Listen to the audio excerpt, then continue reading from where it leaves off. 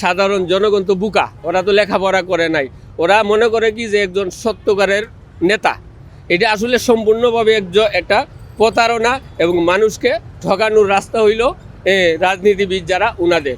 কিন্তু এইটা না কইরা উনারা যদি এই কথাগুলো না বলে জনগণের কাছে যে ভোট চাইবো যে আমাকে ভোট দিবেন, আপনার কাছে আমি আসছি ভোট দেন, আর ভোট দেওয়ার পরে যদি আল্লাহ আমার হায়াতে বাঁচায় আমি কি করবো সেটা আমার অন্তরে আছে, তখন উনি নির্বাচিত হয়ে যদি জনগণের কাছে যায়। যেমন আমার বাড়ি হচ্ছে আপনার গোয়েঙ্গার থানা ৭ নং নন্দীরগাঁও ইউনিয়নের পূর্বাঞ্চল হাওর অঞ্চল ৯ নং ওয়ার্ডের বাসিন্দা। আমি এখানে আইসা রিক্সা চালাই, আমার ফ্যামিলিতে 8 জন মানুষ খানিয়ালা।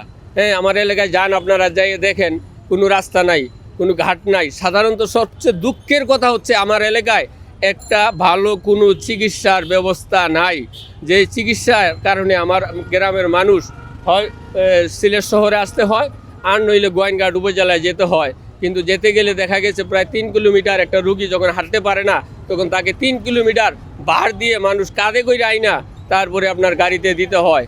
কিন্তু রাত্রিবেলা যখন হয় তখন আমাদের খুব দুর্দশা এবং কষ্ট হয়। এইরকম যেমন আমাদের বিগত দিনে এমপি সাহেব ছিলেন এই আওয়ামী লীগের ইমরান সাহেব, এখন আসছেন আমাদের সিটি কর্পোরেশনের সাবেক জননেতা জনাব আরিফুল হক সাহেব, উনিও আমাদেরকে বলতেছেন এই দিবেন সেই দিবেন। আসলে আমি এগুলো আর বিশ্বাসী না।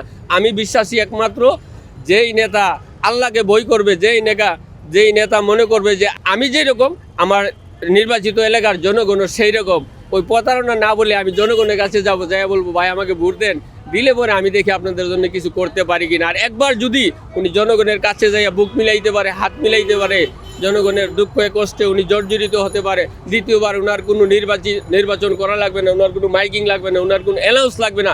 জনগণ বলবে হ্যাঁ নেতা আপনি খারান, আপনার পিছে আমরা আছি। তাই আপনাদের মাধ্যমে আমার অনুরোধ, বিশেষ করে আমার গোয়াইনঘাট থানার 7 নং নন্দীরগাঁও ইউনিয়নের 8 নম্বর 9 নম্বর ওয়ার্ডের সকল জনগণের পক্ষ থেকে বাংলাদেশ বর্তমান কেয়ারটেকার সরকার সহ নিয়ে বিভিন্ন সাংবাদিক ভাইদের কাছে আমার অনুরোধ, আপনারা এই কথাগুলা দয়া করে সবাই সব জায়গায় পৌঁছাইয়ে দিবেন, এটাই আমার অনুরোধ।